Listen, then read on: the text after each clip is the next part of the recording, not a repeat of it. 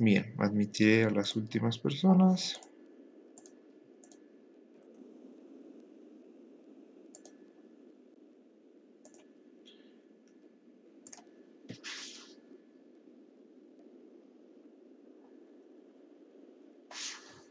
Bien. Entonces, buenos días una vez más a todos. Ya podemos comenzar con este nuevo día de curso. Ayer, bueno, ya hemos tenido las primeras clases. Entonces, bueno, el día de hoy lo que tenemos preparado, como ya han visto en el horario, es la primera de nuestras charlas magistrales.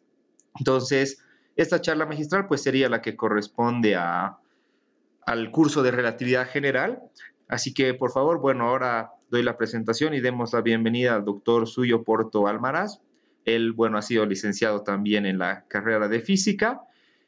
Bueno, él realizó su doctorado en la Universidad Federal de Espíritu Santo en Brasil y también pues realizó trabajos de postdoctorado en la Universidad Federal de Viçosa, no sé si se pronunciará así, espero que sí.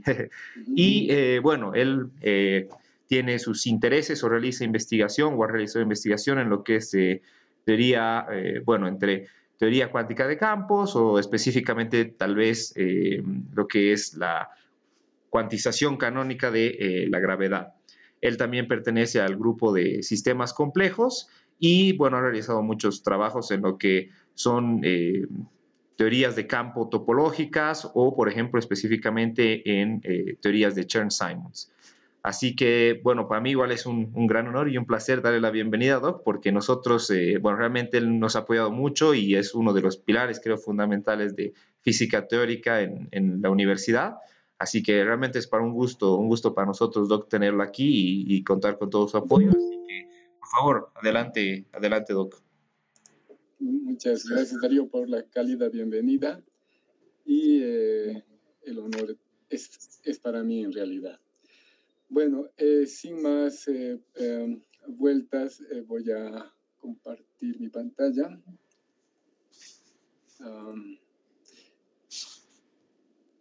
Y creo que se ve, pero igual me pueden confirmar. Sí, ahora sí se está viendo. Ok, entonces voy a aprovechar de que han comenzado con el tema de relatividad general. Es una hora, ¿no, Darío? ¿El tiempo? Ya, está bien. Ok, entonces voy a estar pendiente aquí del tiempo.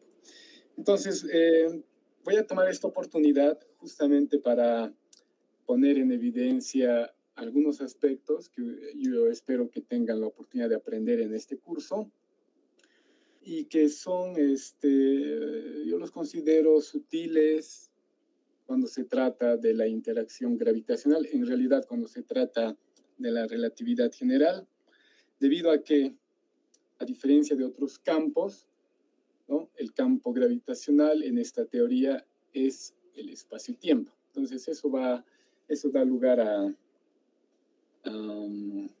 ciertas confusiones en la interpretación física de esta interacción.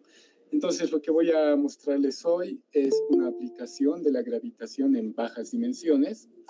Y en bajas dimensiones muchas cosas son mucho más sencillas que en 4 dimensiones. Entonces por eso va a ser una oportunidad para enfatizar algunos conceptos, para poner en evidencia algunas sutilezas respecto de la teoría de la relatividad general. Entonces, lo que vamos a ver hoy voy a comenzar con algunas generalidades sobre la gravitación en varias dimensiones. Luego de esta sección voy a aprovechar para introducir un poco de la nomenclatura, notación, algunos símbolos que vamos a utilizar más adelante.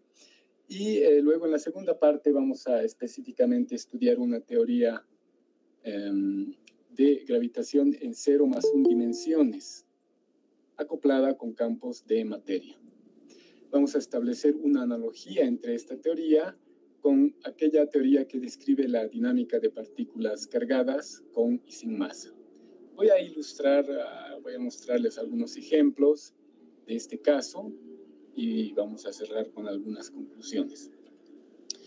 Entonces, en este slide estamos presentando de manera muy sintética lo que es, estamos definiendo lo que sería una teoría de la gravitación en varias dimensiones. Lo estamos haciendo a través de una acción. Seguramente ustedes van a ver o ya han comenzado a ver algo al respecto. Pero en todo caso, como en mecánica clásica, es el punto de partida, una acción, porque a partir de esta acción, ¿no?, utilizando principios variacionales, es posible encontrar las ecuaciones dinámicas de la teoría que estamos describiendo. En este caso, se trata de una teoría que depende de G, donde G es el tensor métrico, y estamos desde ya introduciendo n+1 dimensiones. Es un espacio-tiempo que tiene n+1 dimensiones. Esa nomenclatura, ¿no?, separar n+1, justamente tiene la intención de enfatizar que una de estas dimensiones es el tiempo. Entonces, cuando decimos espacio-tiempo, la n hace referencia a las dimensiones espaciales. 3 en el mundo en el que habitamos, y una dimensión temporal. G son los grados de libertad del campo gravitacional. En esta expresión, raíz de G, así suelto, sin los índices, es el determinante de este tensor métrico. Hay que colocar un signo menos porque esto de aquí es negativo, entonces con este menos es positivo y hay que tomar una raíz. Esta es una expresión que ustedes conocen de los cursos sobre cálculo vectorial, es el elemento de volumen invariante. Entonces toda esta parte de acá es la que se comporta de manera invariante. R en esta expresión es el escalar de Ricci, que se calcula a partir del tensor de Ricci, que a su vez se calcula a partir de, es una suma, es una combinación de componentes del tensor de Riemann, que no lo voy a definir ahora, porque ustedes van a ver eso con más detalle más adelante. K es la constante gravitacional, ¿no? Es proporcional a la constante gravitacional G newtoniana, pero por simplicidad vamos a escribir simplemente kappa, mejor dicho, no es K, esto es kappa. Y además estamos incluyendo acá en esta acción una constante cosmológica, ¿sí? No es que vayamos a estudiar cosmología, sino que esta constante que ha sido propuesta por Einstein en el contexto de resolver un problema cosmológico, entonces de ahí que se la llama constante cosmológica, lambda. Y finalmente, LMAT corresponde al resto de las interacciones que no son gravitacionales. Vamos a llamar a ese resto densidad lagrangiana de materia. Entonces, este término de alguna manera podría ser familiar para algunas personas en el contexto de la mecánica clásica. Lo que estamos viendo aquí es que este escalar está haciendo las veces de la lagrangiana del campo gravitacional, y el término cosmológico, ¿no?, si ustedes se concentran en este término y esto de acá, es proporcional, ¿no? Esto es una constante, entonces puede salir de la integral, es proporcional al volumen del espacio-tiempo. Es un término que está dando cuenta el tamaño de la región en la que estamos integrando esta acción, en la que estamos realizando esta integración. Ok, entonces, por último, ¿no?, y bien importante también para no perderse en la discusión, estamos usando esta letra X minúscula para denotar a las coordenadas del espacio-tiempo, y el índice mu típicamente denota un índice de espacio-tiempo que comienza en 0, eso está reservado para el tiempo, y va hasta n, de 1 a n son las dimensiones espaciales. A partir de esta acción, entonces se obtienen las ecuaciones de campo de esta teoría. Para eso hay que aplicar variaciones funcionales. Durante ese proceso se van a topar con esta cantidad, con esta combinación, a la que vamos a llamar el tensor G de Einstein, y también se van a topar con esta otra cantidad, a la que vamos a llamar tensor energía-momentum. Entonces, con estas definiciones, y luego de cuidadosamente aplicar el cálculo variacional e imponiendo la estacionalidad de la acción respecto de las primeras variaciones, lo que van a encontrar son las ecuaciones de campo. Por cada grado de libertad, ustedes van a tener asociada una ecuación de campo. Entonces, cuando tomemos variaciones del tensor métrico, lo que vamos a encontrar son las ecuaciones para la métrica. Esas son las ecuaciones de campo de la relatividad general, las ecuaciones de Einstein, y están escritas acá, ¿no? Que de manera muy sencilla, ¿no? Si ustedes ven, en apariencia es bastante simple. A la izquierda están reunidos los elementos que corresponden puramente a la geometría, en el sentido de que si eliminamos todos los campos de materia, entonces nos queda esto de acá. En esta descripción estoy adoptando el abordaje en el que lambda es una constante que se incluye en el sector gravitacional, ¿sí? Me refiero a que desconectar los campos de materia significa hacer esto cero, y todavía eventualmente podemos tener un término cosmológico. Es muy frecuente colocar este término a la derecha e incluir a la constante cosmológica como siendo parte del sector de materia, ¿no? De hecho, se la denomina energía oscura cuando se hace esto. Pero en el abordaje que estoy mostrándoles, estoy dejando eso del lado izquierdo como siendo parte del sector geométrico. A la derecha está el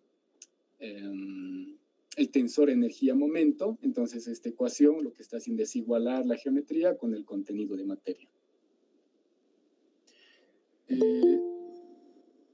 Además del campo gravitacional, tenemos los campos de materia, que genéricamente estamos denotando esos campos por phi. Entonces, la variación respecto de phi son las ecuaciones de Euler-Lagrange, y hay que colocar una lagrangiana específica para ver qué forma tienen estas ecuaciones.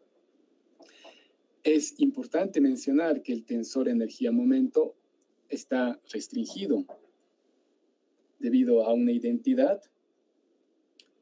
Cuando se aplica aquí una derivada covariante, entonces este tensor energía-momento obedece a una ecuación de continuidad. Entonces, estas tres ecuaciones describen la dinámica de este sistema que acopla un campo gravitacional con estos campos de materia. Ahora bien, vamos con algunas interpretaciones. En física, el espacio-tiempo es el escenario en el que los campos de materia evolucionan, ¿no? Entonces si quieren, partimos de la idea de que debemos definir un espacio-tiempo, ¿no? Usar unas etiquetas X y T para identificar puntos en ese espacio-tiempo. Y con esa base, entonces, estudiamos la propagación de ondas electromagnéticas o la ecuación de Schrödinger, en fin, los campos de materia. Este escenario, ¿no? Aquí estoy usando esta palabra en el sentido de palco, ¿sí? Como si fuese un palco, una palestra. Este escenario puede ser absoluto, como es el caso de la relatividad especial, ¿no? De hecho, es una estructura de fondo inmutable. En relatividad especial es el espacio de Minkowski. Pero en relatividad general, el espacio-tiempo es también un campo, ¿sí? Y de hecho hemos visto que obedece a unas ecuaciones de campo, que son estas de acá. Entonces, cuando hablamos de la relatividad general, estamos hablando de una teoría que describe la dinámica del espacio-tiempo, o si quieren, la evolución de la geometría del espacio-tiempo. Es un escenario, ¿no? O sea, es una situación mucho más sofisticada que la que habíamos descrito acá, porque es el palco en el que evolucionan estos campos de materia, pero a su vez estos campos de materia contribuyen a modificar la geometría de ese espacio-tiempo, que tiene también su propia dinámica, ¿no? Es mucho más sofisticado que el paradigma de la relatividad especial. Ahora bien, en 4 dimensiones, la geometría del espacio-tiempo describe eso que nosotros llamamos campo gravitacional o interacción gravitacional, o la caída de los cuerpos o las órbitas de los planetas. Pero esa relación entre geometría y campo gravitacional ocurre a partir de la 4ª dimensión. En bajas dimensiones, la geometría del espacio-tiempo no necesariamente conduce a una interacción gravitacional, por lo menos no en el sentido newtoniano de la atracción de 2 masas. Entonces, ¿cómo podemos entender eso? ¿No? Para eso es útil contar cuántos campos tenemos en la teoría, cuántas componentes tiene ese campo, cuántos grados de libertad tiene la teoría, cuántas ecuaciones diferenciales hay. Y algo que es bien interesante en estas teorías es que hay restricciones, hay vínculos, hay ecuaciones que son algebraicas, por así decir, son relaciones algebraicas entre los campos, no son ecuaciones dinámicas, y al ser ecuaciones algebraicas, reducen el número de grados de libertad. Entonces, ustedes tal vez pueden hacer este ejercicio más adelante. Es posible demostrar que G, el tensor métrico, al ser simétrico, al ser un tensor simétrico, tiene este número de componentes independientes. El tensor de Riemann tiene este número de componentes, ¿sí? Y el número de grados de libertad físicos de la teoría que estamos estudiando es el número de componentes que tiene el campo gravitacional, porque inicialmente estábamos con la idea que eso es lo que da cuenta de la dinámica, pero ocurre que hay restricciones, ecuaciones algebraicas, como les decía. Eso nos va a permitir eliminar D componentes, pero además estas restricciones son lo que en la terminología bien específica se conoce como vínculos de primera clase. Sin entrar en demasiado detalle, estos vínculos de primera clase generan transformaciones de calibre. Entonces, por cada vínculo de primera clase tenemos una transformación de calibre, o sea, podemos realizar cuatro condiciones de calibre. Es algo similar a lo que probablemente han hecho en electromagnetismo, ¿no? Entonces, por eso el 2. ¿Sí? Hay D ecuaciones que están vinculando estos grados de libertad, pero esas ecuaciones son vínculos de primera clase. Entonces hay otras D componentes que también se pueden fijar. Entonces este es el número total de grados de libertad del campo gravitacional. Específicamente, vamos con 3 más 1, ¿no? 3 dimensiones espaciales y una temporal. El tensor métrico tiene 10 componentes. El tensor de Riemann tiene 20 componentes. Si utilizan esta fórmula, entonces 4 menos 3 es 1. 4 entre 2 es 2. Entonces queda este 2. Ese 2 son las dos polarizaciones que tendría una onda gravitacional que se propaga en el vacío. Si van una dimensión arriba, entonces repitiendo este razonamiento, es posible llegar a la conclusión de que el campo gravitacional tiene 5 grados de libertad, 5 posibles polarizaciones. ¿Sí? Es un espacio que tiene 4 dimensiones espaciales y una temporal. Y si van una dimensión abajo, o sea, una teoría tridimensional, el tensor de Riemann tiene tantas componentes como el tensor métrico. Vean que la cantidad de componentes aquí reduce drásticamente. Y si utilizan esta fórmula, 3 menos 3 es 0. Entonces, a partir de 2 más 1 hacia abajo, ya nos quedamos sin grados de libertad físicos. Aquí el número es exactamente 0. Y de hecho, se puede demostrar que esta teoría se conoce como teorías topológicas, porque ya no da cuenta de aspectos locales, sino simplemente aspectos globales de la teoría.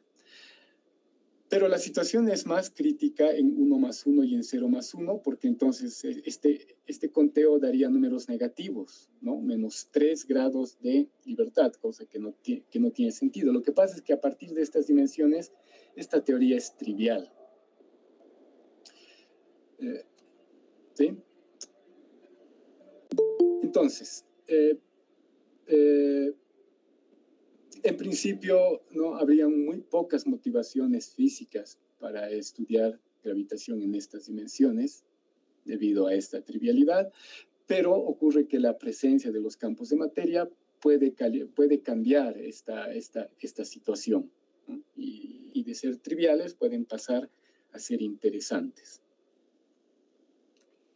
Entonces, veamos cómo puede ocurrir eso, ¿sí? Vamos a repetir, vamos a construir una teoría gravitacional en 0 más 1 dimensiones. Les recuerdo que esta es la dimensión espacial. Entonces, es una teoría gravitacional que solo tiene al tiempo. Es un espacio-tiempo que solo tiene al tiempo. 0 dimensiones espaciales. Y en ese espacio-tiempo con estas particularidades, vamos a colocar varios campos escalares. De hecho, D más 1 campos escalares. Como antes, X mu denota a las coordenadas del espacio-tiempo, pero como no hay dimensiones espaciales, este índice griego solo puede tomar el valor 0. A esa componente X0 vamos a llamar lambda, vamos a usar lambda para denotar a este símbolo. Y la vamos a llamar, y va a ser simplemente el tiempo, ¿sí? Pero entre comillas, porque ya vamos a ver qué significa que eso es el tiempo.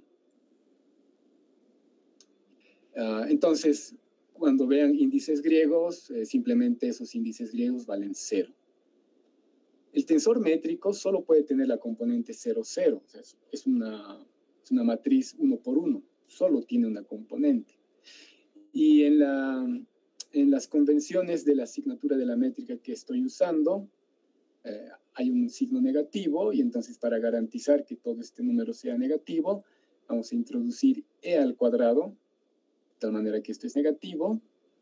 Y e es conocido como un Einbein, que es una palabra en alemán y significa una pierna, y hace referencia a que hay una componente aquí. Es posible, con las fórmulas que se tiene para R y haciendo los cálculos, no es muy difícil porque este tensor es antisimétrico. Yo espero que eso vean ustedes más adelante, pero es inmediato llegar a la conclusión de que todas estas componentes son 0. Solo hay una componente y esa única componente es 0. Entonces, todo va a ser 0, ¿no? Porque aquí había una secuencia de cantidades que dependían de esto. Entonces, esto es 0, y en realidad esto va a ser 0. Por comodidad, vamos a normalizar kappa igual a 1 para que no aparezca más en las ecuaciones. Y también vamos a escribir a la constante cosmológica como, ¿no? Con la ayuda de un símbolo que va a dotar de una asignatura a esta constante. Entonces, esto va a ser estrictamente positivo, y de esa manera vamos a poder controlar 3 casos. El caso en el que sigma es igual a menos 1, o constante cosmológica negativa. El caso en el que sigma es 0, constante cosmológica nula. Y el que sigma es 1, constante cosmológica positiva.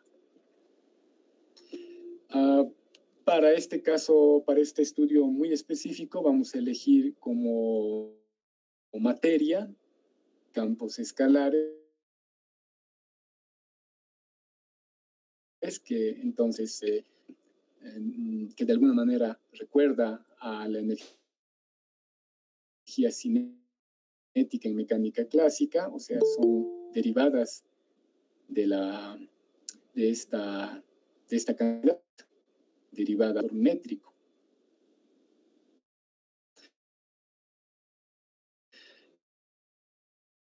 hay varios campos escalares. Y estos campos es un otro tensor métrico, el que llamamos eta, para no confundir con G, y que está definido así. Vean que una de estas componentes es negativa, de ahí que hemos separado este 1 aquí. Este 1 hace referencia a que una de estas componentes es negativa, el resto son D, unos en la diagonal, que corresponden a esta D minúscula. Entonces, estamos introduciendo otros índices, ¿no?, que también van desde 0 hasta D, pero que no deben confundirse con los índices griegos. Entonces, este es un término genérico. Esto vale en cualquier dimensión, pero para el ejemplo que estamos estudiando, habíamos visto que esto solo tiene una componente. Entonces, luego de realizar las simplificaciones e implementar todas las notaciones que estamos utilizando, resulta que en efecto la densidad LMAD es una suerte de energía cinética de los Phis.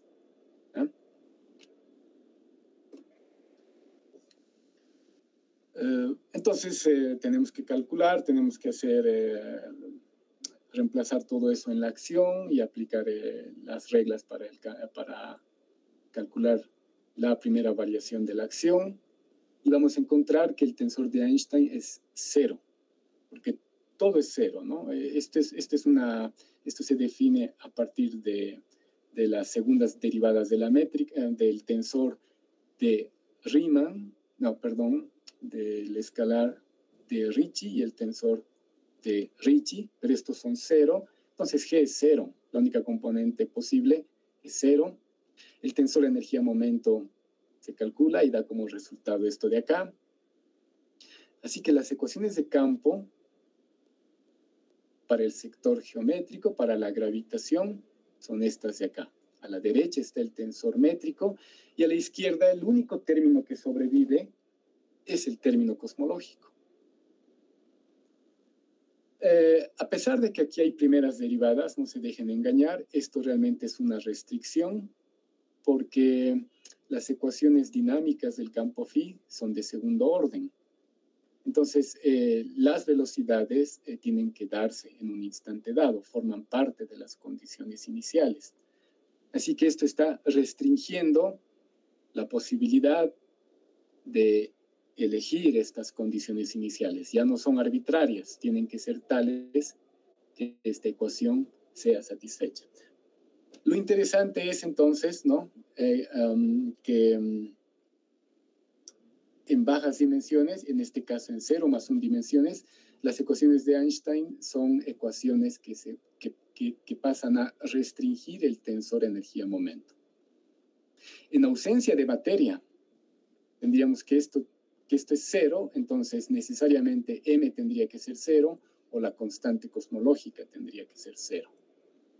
Todo sería 0. Por eso la presencia de materia hace que esta teoría se torne interesante. A eso me refería, que, ¿no?, cuando les decía la teoría es trivial, pero si tenemos campos de materia pueden surgir cosas menos triviales. Al ser esto una restricción, ¿no?, su evolución, esta restricción debe ser consistente con la dinámica, ¿no?, en el sentido de que a medida que los campos están cambiando respecto del parámetro lambda, esta igualdad tiene que siempre mantenerse. Entonces, si es que llevamos este término acá, eso significa que estas derivadas, que esta derivada tiene que ser 0, ¿sí?, o que en otras palabras, que el vínculo, que la restricción se preserva a medida que transcurre el tiempo.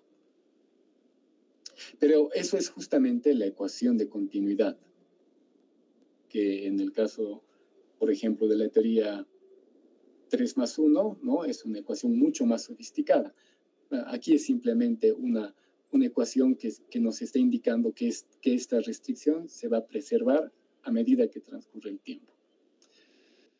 Finalmente, respecto a los campos de materia, es una ecuación de Klein-Gordon, pero para una sola dimensión, que en este caso es lambda. Entonces se puede interpretar como una suerte de ecuación como segunda ley de Newton, como una segunda derivada de phi. En este caso, solamente ahí, aparte de los campos de materia, está el campo gravitacional 0 más un dimensional. Entonces no hay fuerzas, eso es 0. Vamos a cambiar esta notación de tal manera que la teoría que estamos obteniendo sea mucho más familiar. Entonces, en lugar de phi, vamos a utilizar la letra X mayúscula, es solo un cambio en la notación, y vamos a separar la componente 0 de las otras componentes, y vamos a utilizar t para la componente 0, y x en negrita, x vector para las componentes de 1 a b. ¿Ok? La elección de t no es accidental. Vamos a llamar en realidad a esta coordenada tiempo, por eso estamos eligiendo t, y por eso habíamos optado por elegir lambda para esta otra variable. Entonces, esta otra variable vamos a llamar simplemente el parámetro de la evolución y vamos a evitar llamarle tiempo. En el ejemplo que les había mostrado, teníamos el campo gravitacional y el campo de materia, pero el campo de materia solo estaba acoplado con la geometría de esa teoría gravitacional. Podemos introducir también un potencial que dependa de los propios campos, una suerte de autointeracción, y ese potencial puede depender tanto de X como de X punto. Para este ejemplo, específicamente vamos a elegir este tipo de interacción, donde Q es una constante, a la que vamos a llamar carga eléctrica. E a la menos 1, ya les había mostrado, tiene que ver con la métrica del espacio-tiempo de la teoría 0 más 1 dimensional, es el Einbein. Estas son las derivadas del campo phi, pero ahora estamos usando esta letra X y estamos escribiendo un punto, porque como solo hay una dimensión en este espacio-tiempo, entonces no hay necesidad de usar derivadas parciales. Y A es un vector respecto del índice A que depende de X. Entonces, sustituyen todo esto de acá en la teoría más general, en esta de acá. Pueden considerar esto como un ejercicio, pueden reproducir, pueden llegar a este resultado si es que siguen con cuidado el curso. Y esta es la acción que está incompleta. Hay unos términos más que están faltando acá, que tienen que ver con grados de libertad grassmannianos. Entonces, esta es la acción que fue propuesta en la década de los 70 por Brink, Desser, Sumino, Vecchia y Howe. Y esta acción describe la dinámica de una partícula puntual con carga eléctrica Q en interacción con un campo electromagnético A. ¿Sí? Ese es el resultado que considero sumamente interesante y al que podemos llegar partiendo de una teoría gravitacional muy sencilla, ¿no? La teoría gravitacional más simple en 0 más 1 dimensiones. Más trivial que eso no hay, porque ya en 0 dimensiones ni siquiera vamos a poder escribir una acción. Y el segundo aspecto extremadamente notable de este abordaje, de este marco teórico, si quieren, es que la constante cosmológica es esta de acá, ya no parece una constante cosmológica, es una suerte, ¿no? Nos proporciona una suerte de mecanismo que genera masa en estos campos escalares. Entonces, ¿no? Si la constante cosmológica es 0, esta teoría describe partículas cargadas sin masa.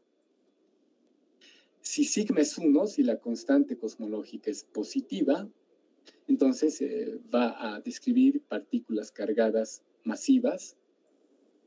Y también está la posibilidad de que sigma sea menos 1, en cuyo caso se va a tratar de partículas superlumínicas. ¿Sí? se puede demostrar que el caso de constante cosmológica negativa también está contemplado dentro de la teoría, es perfectamente compatible con todas las simetrías de la teoría, pero va a describir partículas que se mueven más rápido que la velocidad de la luz. Entonces estamos aclarando también aquí una afirmación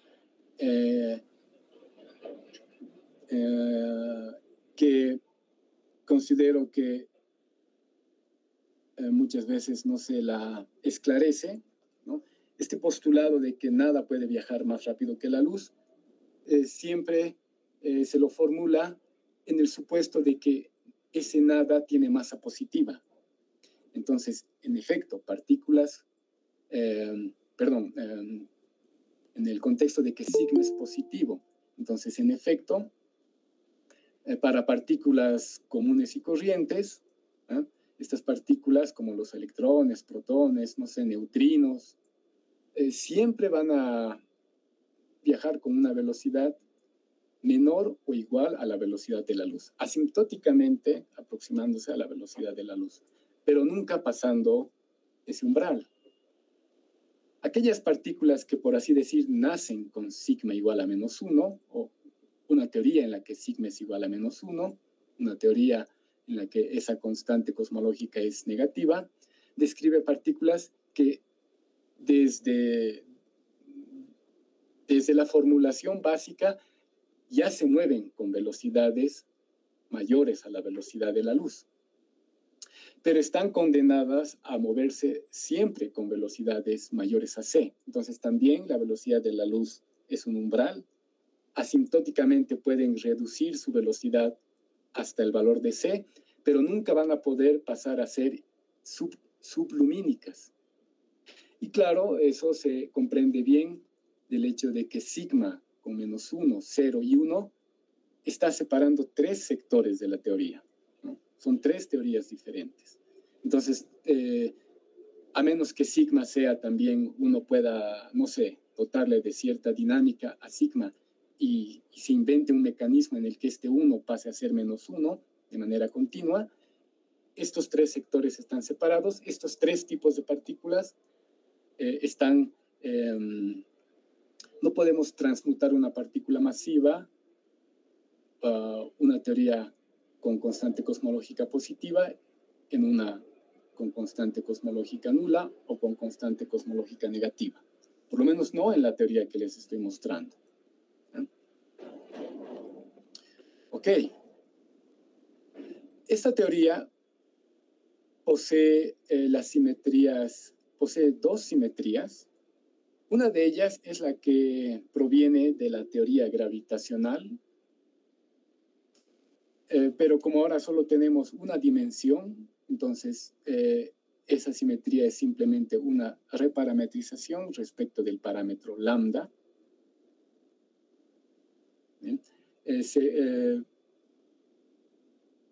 Y del hecho de que estamos eligiendo varios campos escalares. Estos campos escalares en principio podrían tener características diferentes y en principio no tener ninguna simetría interna entre ellos, pero si elegimos estos campos de tal manera que sean lo que se conoce como un multipleto de Lorentz o un multipleto SO de 1, espero que vean eso un poco más adelante con el curso que están haciendo sobre grupos. Entonces, claro, hay una simetría respecto de transformaciones de Lorentz, pero que compete únicamente a los campos. Es una suerte de simetría interna, si quieren, propia de los campos.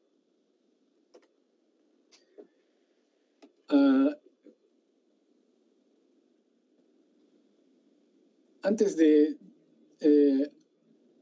realizar algunas aplicaciones con esta acción, con esta teoría, quería también enfatizar el hecho de que la manera de formular a esta teoría con la masa separada del término cinético, ¿no?, justamente hace que esta teoría sea mucho más rica que un típico término cinético en el que la masa multiplica a la energía, a la velocidad al cuadrado. ¿no? Un medio mv² es lo que típicamente entendemos por una energía cinética, pero una energía cinética de ese tipo es, desde el vamos, incompatible con el hecho de que m sea 0. Pero aquí está la masa separada, ¿no? Como les digo, la masa está siendo generada a partir del acoplamiento con el término cosmológico. Entonces podemos considerar ya en la acción el caso de partículas de masa nula, que es de hecho el caso más interesante. Entonces, vamos ahora a desarrollar, vamos a proponer un sistema dinámico a partir de esta teoría. Para eso, como habíamos hecho antes, separamos X en una componente T y en una componente X minúscula vector. Vamos a típicamente definir los campos E y B como el campo eléctrico y el campo magnético. Y vamos a introducir el momento cinético a partir de esta expresión y la energía cinética a partir de esta otra expresión. A pesar de las apariencias, ¿no? de la trivialidad de estas definiciones, tengan en cuenta que este término cinético en el caso masivo es masa por la velocidad, pero si la partícula no tiene masa, entonces esto no tendría sentido. Entonces, es una definición mucho más general que simplemente la masa por la velocidad. Aquí estamos definiendo un momento cinético como la energía de la partícula en un instante cualquiera multiplicado por la velocidad. Entonces, ¿no? En particular, si la partícula tiene masa, esta podría ser la energía en reposo, y entonces sería la masa por la velocidad. Pero esta definición es mucho más general que eso. Entonces, es un ejercicio relativamente largo. Hay que variar esta acción y encontrar las ecuaciones de campo, las ecuaciones de continuidad, o alternativamente pueden tomar ya estas ecuaciones que hemos encontrado antes y reemplazar los símbolos que estamos utilizando, separar estas componentes como estamos haciendo acá y van a llegar a este resultado. ¿Sí? Entonces tenemos un sistema dinámico donde tenemos ecuaciones diferenciales que son de primer orden en un espacio ampliado, ya no es solamente el espacio-tiempo, porque también tenemos estas variables. Es una suerte de espacio de fase, pero quiero aclarar que no es el espacio de fase del formalismo hamiltoniano, porque E y P no son los momentos canónicos en la teoría hamiltoniana, en el formalismo hamiltoniano. Estos son, por eso le hemos llamado momento cinético y energía cinética, no es el momento generalizado. Entonces, este no es un formalismo hamiltoniano, pero sí es un formalismo de primer orden.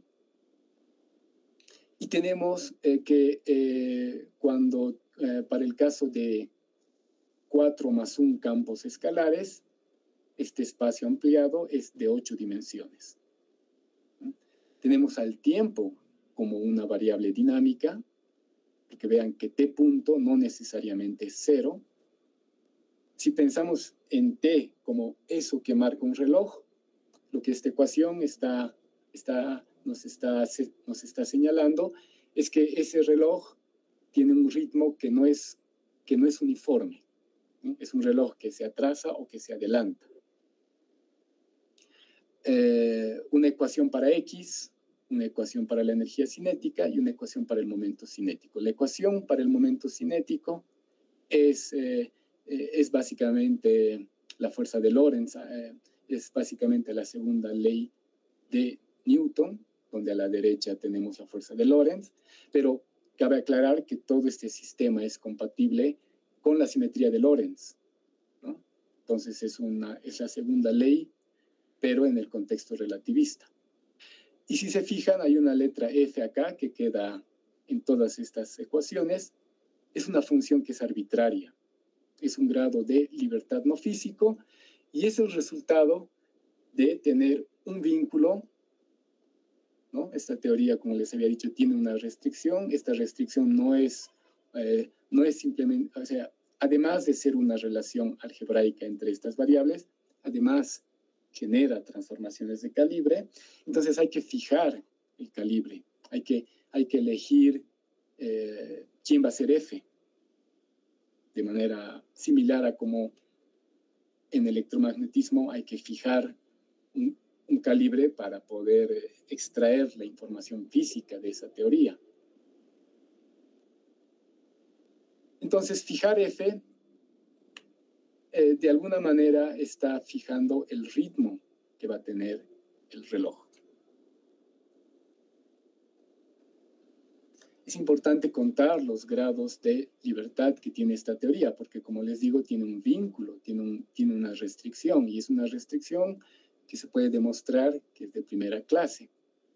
Entonces, este vínculo lo que va a hacer es eliminar un grado de libertad, porque es una ecuación. Pueden eliminar E, por ejemplo, pueden despejar E de esta ecuación. Entonces ya no necesitan usar esta ecuación. Y además esto genera transformaciones de calibre, son las famosas reparametrizaciones. Eso nos va a permitir fijar el ritmo de este reloj. O sea, realmente el ritmo que tenga ese reloj no se puede considerar como una variable física, ¿no? Cuando ustedes observan la trayectoria, el movimiento parabólico de un cierto objeto y tienen un reloj de péndulo o tienen un reloj atómico o tienen un reloj que por alguna razón se está retrasando, la trayectoria parabólica que están observando no va a cambiar, ¿sí? Entonces, no importa cómo elijan esta función f, no importa cómo se comporte ese reloj, el contenido físico, la dinámica que estén estudiando, va a ser indiferente a esa elección. Entonces, en realidad, el sistema posee 6 grados de libertad físicos: las posiciones y los momentos cinéticos.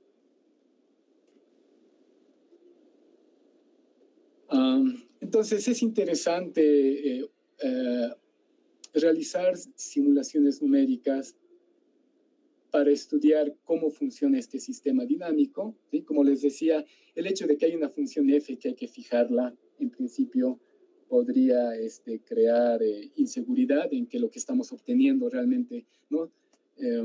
¿Cómo podría el contenido físico ser indiferente a la elección de f? Entonces, para eso es que hemos realizado simulaciones numéricas. Algunos tecnicismos: hay que fijar un calibre. Como C es una restricción que tiene que ser compatible con la dinámica. Para validar esta simulación hay que asegurarse de que C es 0 en todo momento. Numéricamente nunca va a ser 0, pero puede ser próximo a 0 dentro de un cierto grado de tolerancia numérica que podemos elegir.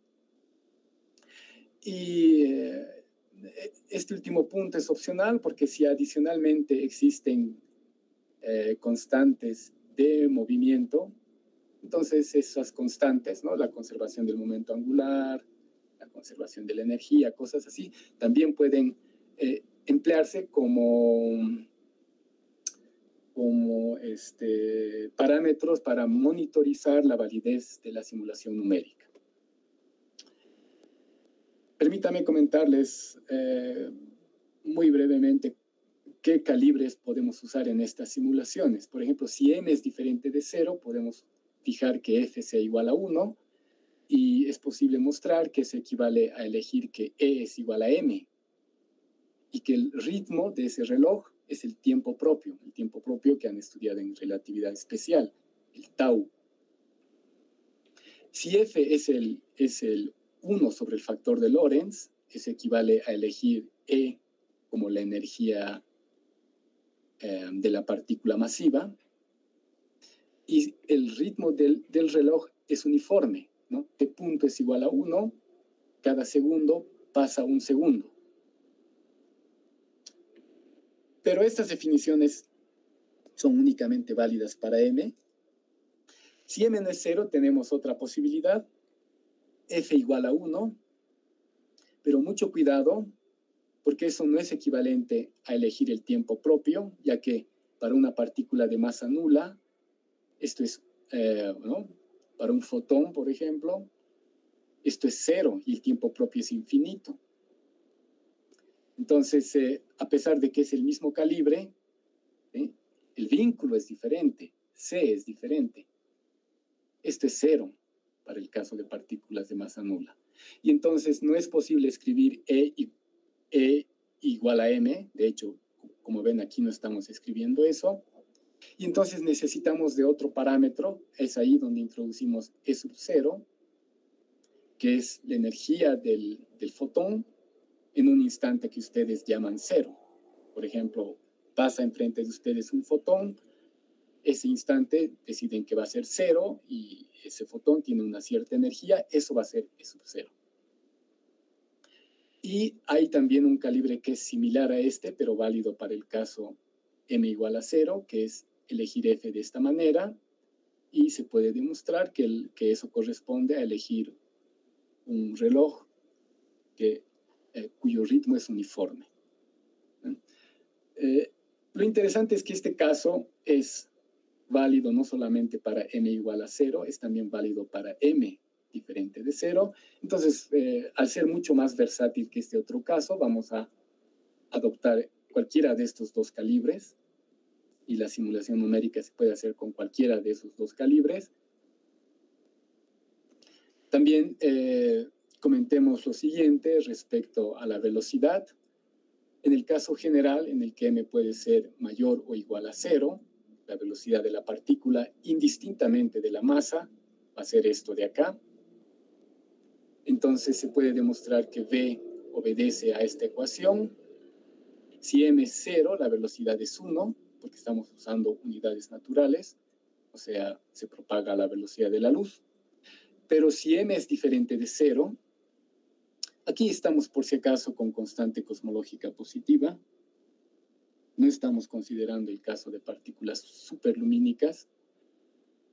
Si quisieran considerar ese caso, este menos sería más y esta velocidad puede ser mayor que la velocidad de la luz.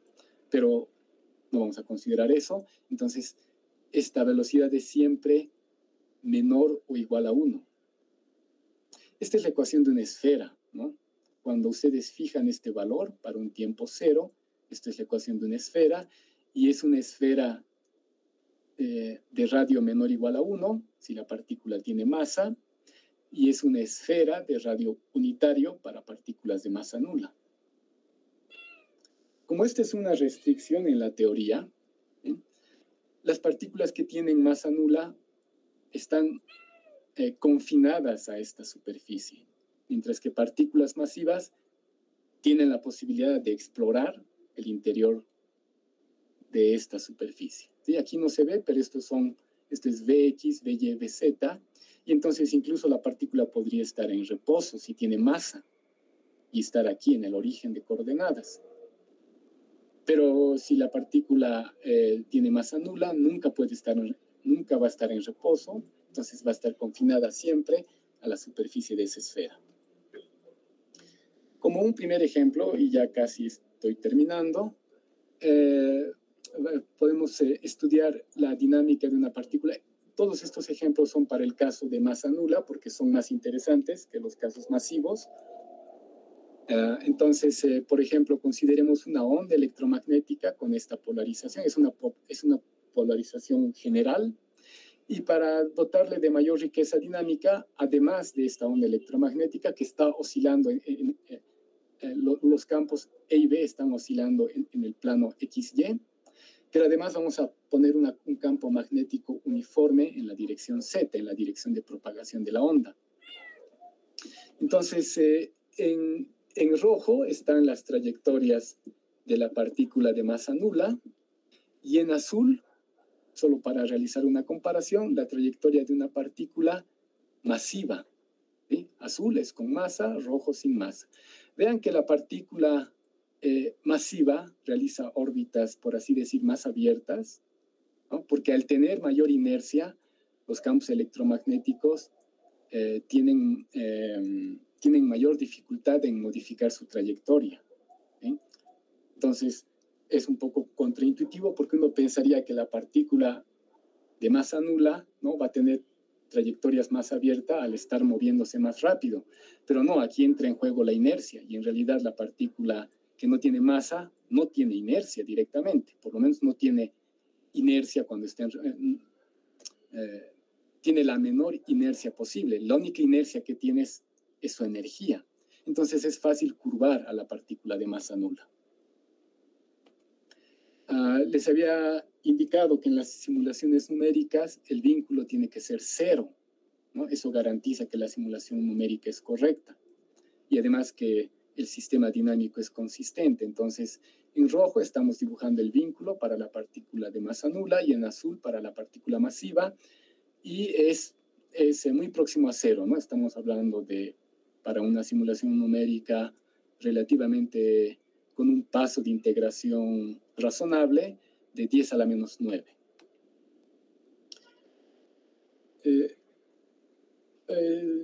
Si una proyección de estas órbitas en el plano XY se ven de esta manera, ¿no? En el plano XY, para una elección apropiada de los parámetros de la onda electromagnética, puede dar lugar a órbitas cerradas, pero variando esos parámetros, esas órbitas pueden precesar. Entonces, esta es una proyección de la órbita en el plano XY. Es interesante también examinar esa dinámica en el espacio de las velocidades. Vean que aquí los ejes son velocidad en X, en Y y en Z. Y como les había indicado antes, la partícula de masa nula se mueve estrictamente sobre la superficie de la esfera, mientras que la partícula masiva eventualmente puede ingresar dentro de la esfera. Aquí no se ve bien, aquí se ve mejor, ¿no? Entonces la partícula que tiene masa nula empieza a enrollarse sobre la superficie de la esfera y la partícula masiva eventualmente ingresa y puede aproximarse a la superficie, porque quiere decir que está alcanzando grandes velocidades, pero luego puede ser desacelerada y así sucesivamente. Otro ejemplo que es muy interesante es el de un campo puramente magnético, un campo dipolar. Aquí estas líneas amarillas representan las líneas de fuerza del campo magnético. Esta es una superficie equipotencial de ese campo magnético y en rojo están las trayectorias de la partícula cargada. Este caso sí es exclusivamente para masa nula, ¿no? Y es una trayectoria muy interesante porque lo que la partícula hace es explorar estos polos. Si quieren, este es el polo norte y este es el polo sur, en un vaivén, ¿sí? Es como si fuese reflejada por los polos. Entonces va y viene, pero hay una precesión y esta vez estas órbitas son caóticas. Cuando examinamos la órbita en el espacio de las velocidades, en efecto vemos que no hay ningún, ¿no? Está empezando a cubrir por completo esta esfera y es una verificación visual, ¿no?, de que el vínculo está siendo satisfecho, porque vemos que en ningún momento, por lo menos no para esta simulación, ¿no?, que la partícula esté ya sea ingresando o abandonando esta esfera. Un tercer ejemplo, es el último, es un campo magnético, puramente magnético toroidal.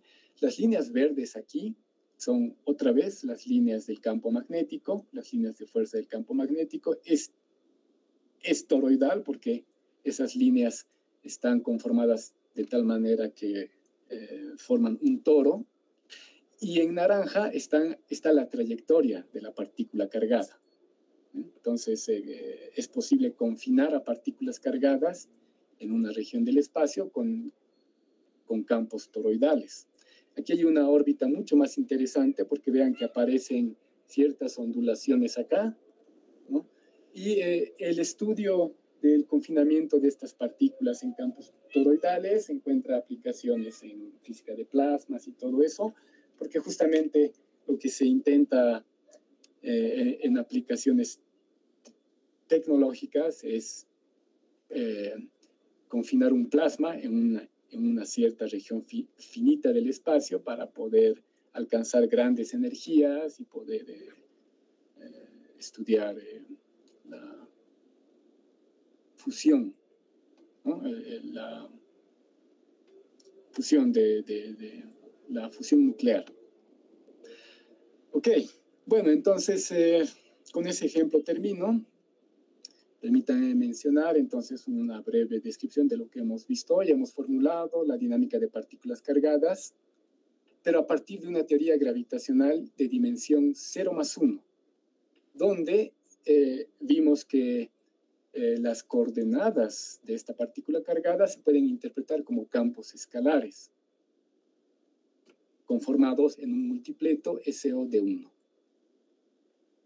Es notable que si bien los campos escalares no son masivos, aquí no puedo entrar mucho en detalle, pero las personas que han estudiado teoría de campos en alguna materia electiva saben que no podemos definir ecuaciones de Klein-Gordon masivas o sin masa. Estos son campos de Klein-Gordon sin masa, ¿sí? En realidad son campos sin masa, pero adquieren masa una vez que se acopla cuando incluimos un término cosmológico. Entonces, por eso les decía, aquí la constante cosmológica de alguna manera nos sirve como un mecanismo que dota de masa a estos campos que inicialmente no tienen masa. Hemos verificado, hemos visto a partir de algunos ejemplos que la dinámica es consistente incluso si m es igual a 0.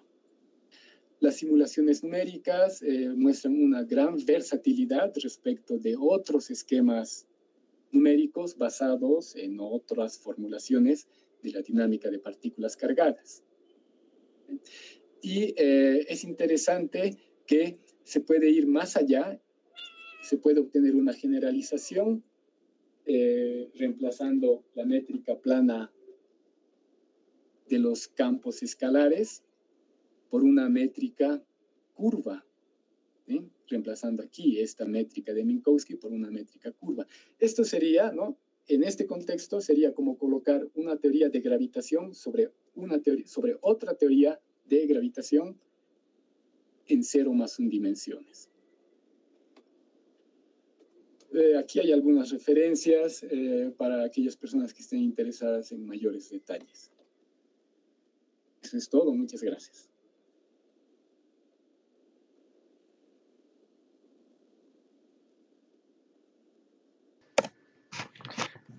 Bien, muchas gracias, Doc, por la charla, por la presentación. Ahora, bueno, habíamos reservado un espacio para preguntas, dudas, así que por favor, si en el público hay cualquier duda, cualquier consulta, pueden realizarla. Bien sea, pueden preguntar por el micrófono o si quieren en el chat que también la leemos. Así que por favor, cualquier duda o consulta, es momento de hacerlo.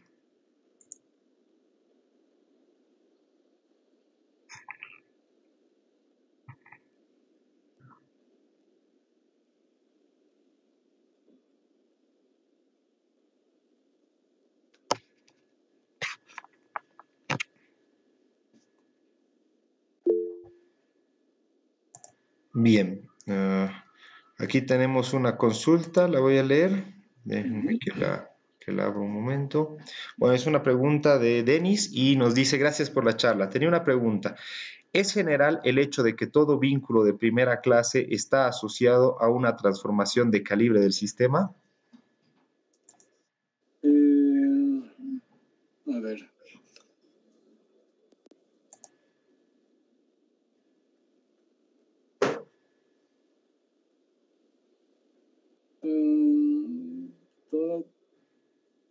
Es una conjetura que hizo Dirac.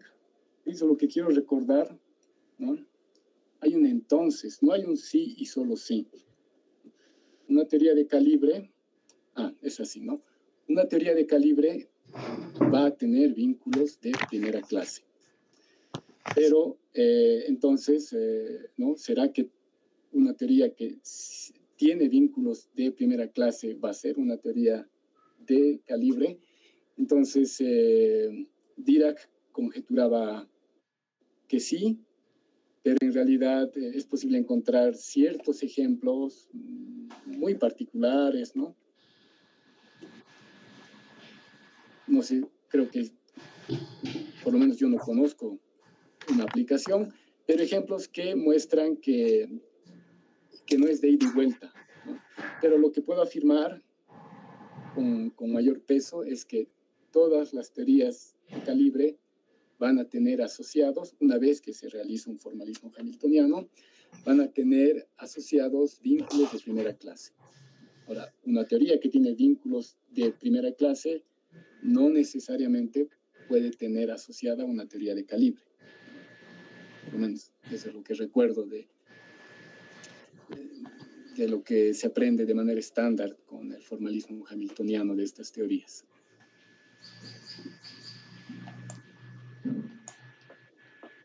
Perfecto.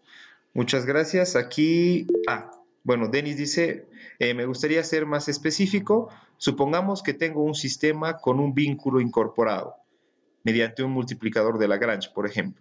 ¿Podría obtener la transformación de gauge del sistema o transformación del calibre? Sí. Entonces, primero hay que verificar que el vínculo sea de primera clase. Si es el caso, entonces se puede, hay que calcular un corchete de Poisson del vínculo con las variables dinámicas y hay que ver si el resultado es una transformación de calibre. Bien específicamente también, supongamos que tenemos el electromagnetismo, ese vínculo va a ser la ley de Gauss, ¿no? Hay que verificar que sea un vínculo de primera clase. Hacemos eso, ¿ok? Entonces calculamos el corchete de Poisson del vínculo de Gauss con el campo A y vamos a evidenciar que nos está devolviendo una transformación de gauge del campo A. Hay que hacer el cálculo, ¿no? Como hay un entonces y no es un sí, solo sí, yo imagino que si a mano uno coloca un vínculo que es de primera clase, tendría que verificar que está generando transformaciones de calibre.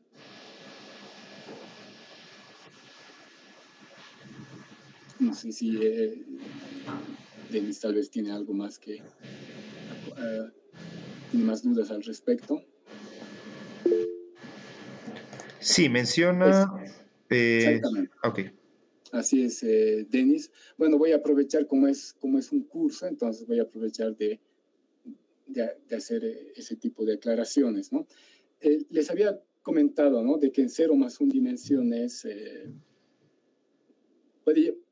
es más sencillo cuando se compara con la relatividad general en 3 más 1. En 3 más 1 van a haber 4 de estos vínculos, ¿no? Y entonces, ¿son responsables de qué esos vínculos? De generar los difeomorfismos o transformaciones, ¿no? Uno puede distorsionar esa variedad diferencial, ¿no? Pero esas van a ser simetrías, o sea, el resultado final va a ser independiente de esas deformaciones, de esos difeomorfismos. Pero en 0 más 1 solo tenemos uno de estos difeomorfismos. Se puede demostrar, ¿no? O sea, hay que hacer un formalismo hamiltoniano, pero este es el hamiltoniano de la teoría. Este es un vínculo de primera clase que resulta ser el hamiltoniano y los corchetes de Poisson de C con T y con X devuelve las ecuaciones de Jacobi. Entonces, en este contexto, las ecuaciones dinámicas son transformaciones de calibre. Puede parecer raro, ¿no?, que una ecuación dinámica sea el resultado de una transformación de calibre, pero es porque son transformaciones de calibre respecto de lambda. Justamente les he mostrado estas simulaciones numéricas para que de alguna manera se convenzan de que sí es posible obtener una dinámica física, a pesar de que hay un parámetro que es completamente arbitrario. Pero bueno, voy a responder bien puntualmente. Entonces, esta ecuación funcionaría como el generador de transformaciones infinitesimales de gauge, y la respuesta es sí. Así es, Denis.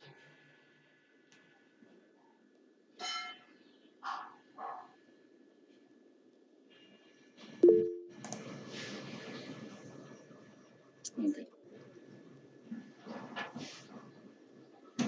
Bien. Muchas gracias ahí por la pregunta, Denis. No sé si hay alguna otra duda o consulta.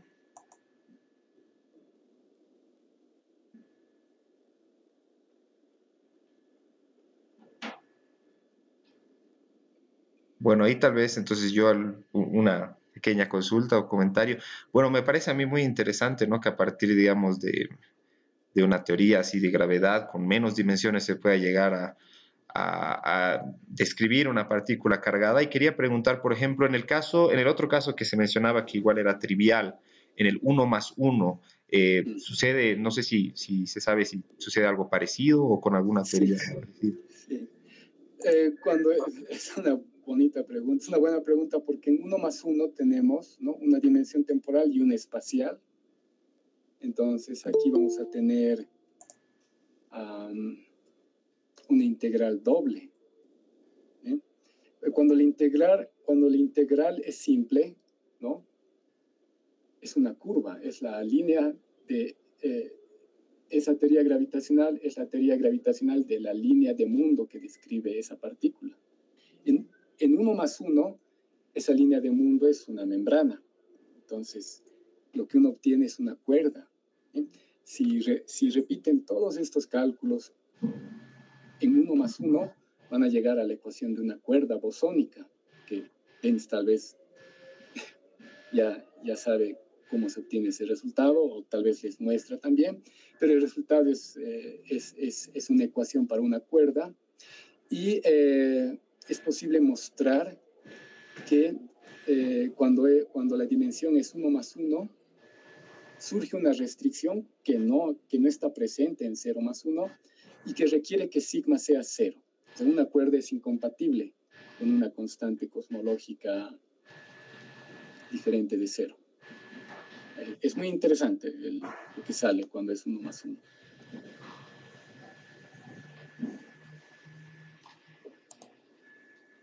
Perfecto.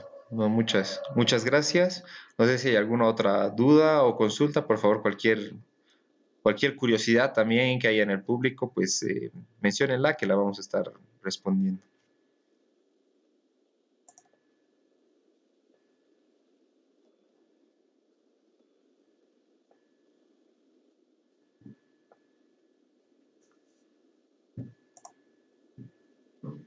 Bueno, entonces me parece que ya no hay más dudas o consultas. Entonces, nada, agradezcamos, por favor, muchas gracias por la participación, Doc Sui. Realmente ha sido muy interesante. Esperemos que un poco les haya servido como, bueno, el objetivo de todos, de ver en qué se puede aplicar ciertas cosas, ¿no? En este caso, gravedad o la parte de relatividad general, tal vez en menores dimensiones, y ha sido muy interesante. Así que gracias por la participación, Doc, y bueno, a todos. Nos veríamos en aproximadamente, bueno, ahora hemos acabado un poco temprano porque estas son un poquito más cortas, entonces a las 10:45 con la siguiente clase, entonces tenemos una media hora. Muchas gracias. Muchos éxitos, ¿eh? Gracias a ustedes. Chao, chao.